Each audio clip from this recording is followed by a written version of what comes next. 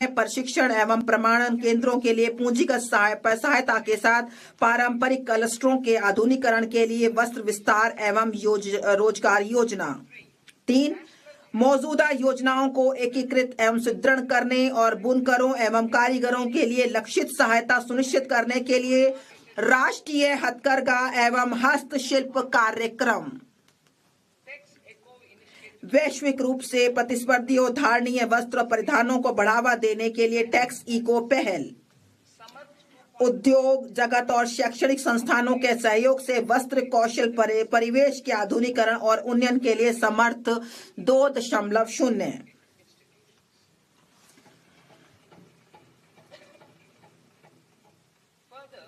इसके अलावा मैं प्रस्ताव करती हूं कि चुनौती मोड में मेगा टेक्सटाइल पार्क स्थापित किए जाएंगे। वे तकनीकी टेक्सटाइल के मूल्यवर्धन पर भी ध्यान केंद्रित कर सकते हैं। मैं खादी, हथकरघा और हस्तशिल्प को सुदृढ़ करने के लिए महात्मा गांधी ग्राम स्वराज योजना का शुभारंभ करने का प्रस्ताव करती हूं। इससे वैश्विक बाजार समृद्धता और ब्रांडिंग में सहायता मिलेगी। यह प्रशिक्षण, कौशल, प्रक्रिया और उत्पादन गुणवत्ता को सुसंगत बनाएगा और सहायता प्रदान करेगा। यह हमारे बुनकरों, ग्रामीण उद्योगों, एक जिला एक उत्पाद पहल और ग्रामीण युवाओं को लाभान्वित करेगा। भारत में उच्च गुणवत्ता वाले खेलकूद के सस्ते सामानों के लिए एक वैश्विक केंद्र के रूप में उभरने की संभावना मौजूद है।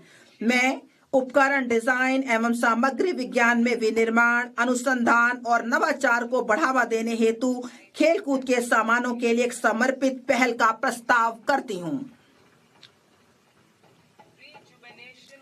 विरासत के औद्योगिक क्लस्टरों का कायाकल्प। मैं अवसंरचना और प्रौद्योगिकी उन्नयन के माध्यम से उनकी लागत, प्रतिस्पर्धात्मकता और दक्षता में सुधार करने के लिए 200 विरासत के औद्योगिक क्लस्टरों को पुनर्जीवित करने के लिए एक योजना शुरू करने का प्रस्ताव करती हूं।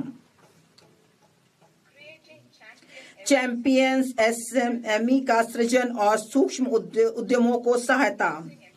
एमएसएमई को विकास के एक महत्वपूर्ण इंजन के रूप में मान्यता देते हुए मैं चैंपियंस के रूप में उनके विकास में सहायता के लिए एक त्रिआयामी दृष्टिकोण का प्रस्ताव करती हूं। इक्विटी सहायता। मैं भविष्य के चैंपियंस तैयार करने के लिए चुनिंदा मानदंडों के आधार पर उद्यमों को प्रोत्साहित करने के लिए एक समर्पित 10,000 करोड़ की एमएसएमई विकास निधि शुरू करने का प्रस्ताव करती हूं। मैं सूक्ष्म उद्योगों की सहायता को जारी रखने और जोखिम पूंजी तक उनकी पहुंच बनाने के लिए 2021 में स्थापित आत्मनिर्भर भारत निधि में 2,000 करोड़ के टॉप अप का भी प्रस्ताव करती हूं। इससे छोटे उद्योगों को सहायता मिलेगी। नकदी सहायता। ट्रेड्स के साथ एमएसएमई को 7 लाख करोड़ से अधिक धनराशि उपलब्ध कराई गई है। इसकी पूरी क्षमता का लाभ देने के लिए मैं 4 उपायों का प्रस्ताव करती हूं। 1. केंद्रीय सार्वजनिक क्षेत्र के उद्यमों द्वारा एमएसएमई से सभी खरीद के लिए ट्रेडर्स को लेन देन निपटान प्लेटफॉर्म के रूप में उपयोग करने का निर्देश करना, जिससे यह अन्य कॉरपोरेट के लिए एक मानक बन सके। 2. ट्रेडर्स प्लेटफॉर्म पर बीजक छूट हेतु सीजीटीएमएसई के माध्यम से ऋण गारंटी सहायता तंत्र शुरू करना। 3. सस्ते और त्वरित वित्त पोषण को प्रोत्साहित करने के लिए एमएसएमई में सरकारी खरीद के बारे में वित्त प्रदाताओं के साथ सूचना साझा करने हेतु जेम को ट्रेडर्स को जोड़ना। 4. ट्रेड्स प्राप्तियों को आस्ती समर्पित प्रतिभूतियों के रूप में शुरू करना, जो एक द्वितीयक बाजार के रूप में सहायता करेगा और नकदी एवं लेन देन के निपटान को बढ़ाएगा। पेशेवर सहायता। सरकार विशेष रूप से टियर 2 और टियर 3 कस्बों में कॉरपोरेट मित्रों का एक संवर्ग तैयार करने के लिए अल्पावधि मॉड्यूलर पाठ्यक्रमों और व्यवहारिक टूल्स की डिजाइन करने हेतु ICAI, ICSSI, ICMAI जैसे पेशेवर संस्थानों को सुविधा प्रदान करेगा। यह प्रमाणित अर्ध पेशेवर MSME को किफायती लागत, पर अनुपालन अपेक्षाओं को पूरा करने में सहायता करेंगे। पिछले दशक में हमारे सरकार ने बहुत सारे कदम उठाए हुए हैं जन अवसंरचना के लिए, नए वित्तीय जिसमें बड़े पैमाने पर बढ़ाने के लिए कई पहलें की हैं। हम NIIF हम सार्वजनिक अवसंरचना को बड़े पर बढ़ाने के लिए कई पहलें की हैं। हम 5 लाख से अधिक आबादी वाले टियर 2, टियर 3 शहरों में अवसंरचना के विकास पर जोर देना जारी रखेंगे, जिन्हें विकास केंद्र बनाने के लिए विस्तारित किया गया है। सरकारी कैपेक्स वर्ष 2014-15 में 2 लाख करोड़ से कई गुना बढ़कर वित्त वर्ष 2025-26 में 11.2 लाख करोड़ हो गया है। वित्त वर्ष 2026-27 में मैं इस गति को जारी रखने हेतु इसे बढ़ाकर 12.2 लाख करोड़ करने का प्रस्ताव करती हूँ। और संरचना विकास और निर्माण चरण के दौरान जोखिमों के संबंध में निजी डेवलपर्स के विश्वास को मजबूत करने के लिए मैं ऋणदाताओं को दूरदर्शिता से सुविचारित आंशिक ऋण गारंटी उपलब्ध कराने हेतु एक अवसंरचना जोखिम गारंटी निधि स्थापित करने का प्रस्ताव करती हूँ।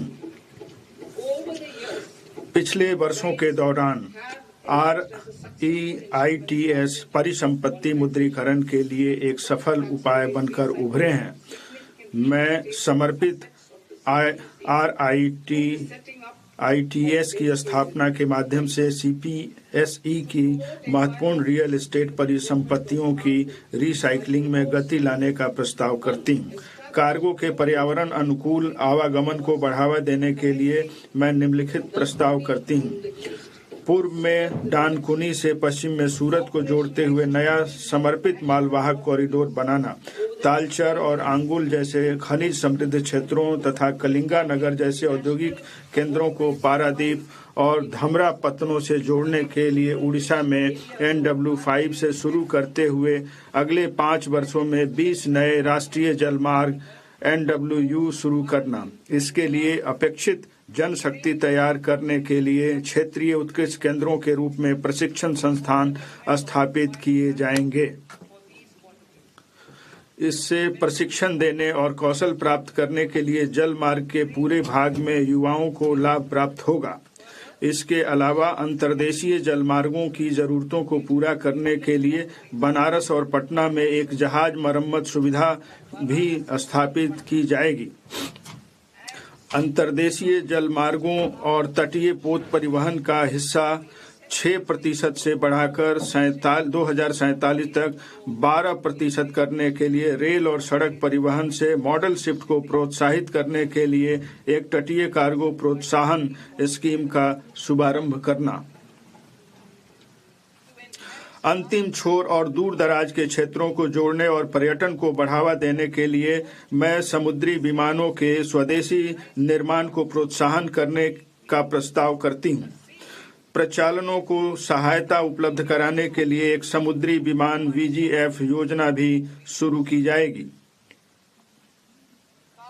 कार्बन कैप्चर उपयोगिता और भंडारण CCUS दिसंबर 2025 में शुरू किए गए रोड मैप के अनुसार बड़े पैमाने पर CCUS प्रौद्योगिकियां विद्युत, इस्पात, सीमेंट और रसायनों सहित 5 औद्योगिक क्षेत्रों में अंतिम उपयोग अनुप्रयोगों में अधिक तैयारी का स्तर प्राप्त करेगा।